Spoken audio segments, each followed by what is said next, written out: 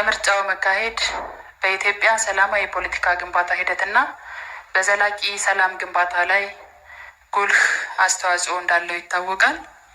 ሆኖም ግን ዛሬም በተለያዩ የሀገራችን ክፍሎች ሰላማዊና ሕጋዊ መንገድን መንቀሳቀስን የማይፈልጉ ጽንፈኛ የፖለቲካ ኃይሎች ለሌሎች ኃይሎች በመላላክ የሀገራችን የለውጥ ግስጋሴ ለማስቆም በእናት ሀገራቸው ላይ መቆመራቸውን አላቆሙም።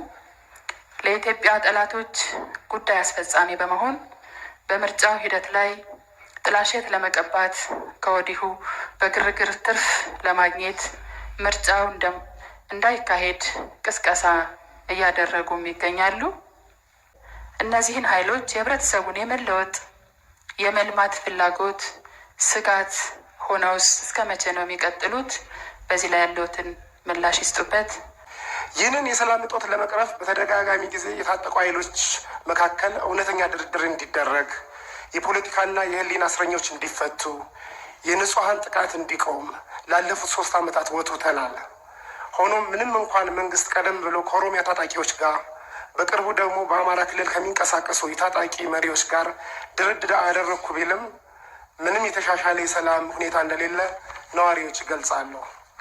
አፋብን ወይም አማራ ፋኖ ብሔራዊ ንቅናቄ የሚል መጠሪያ ያለው 15 አመራሮችን የያዘ ድርጅት አማራ ክልል ያሉ ታጣቂዎች መስርተናል እያሉ ባሉበት ወቅት መንግስት ደግሞ እነዚህ ኃይሎች ከድርድር አግደናቸዋል ከሚሏቸው ኃይሎች ጋር ድርድር ላይ መሆኑ ለሰላሙ ምን ያክል ይጠቅማል? አዲስ ከተመሰረተው አፋብን ተብሎ ከሚጠራው ድርጅት ጋርስ መንግስት ድርድር ጀምሯል ወይ?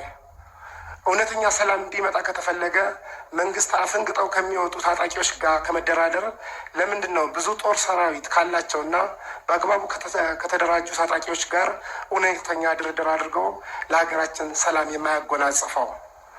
መንግስቶ ይህ ሰላምን ሳያረጋግጥ በተደጋጋሚ የሚነሳውን በርካታ የልማት ጥያቄ፣ የወደብ ጥያቄ፣ ስኬታማ ምርጫና ሀገራዊ ምክክርስ እንዴት ሊያሳካ ይችላል? አመሰግናለሁ።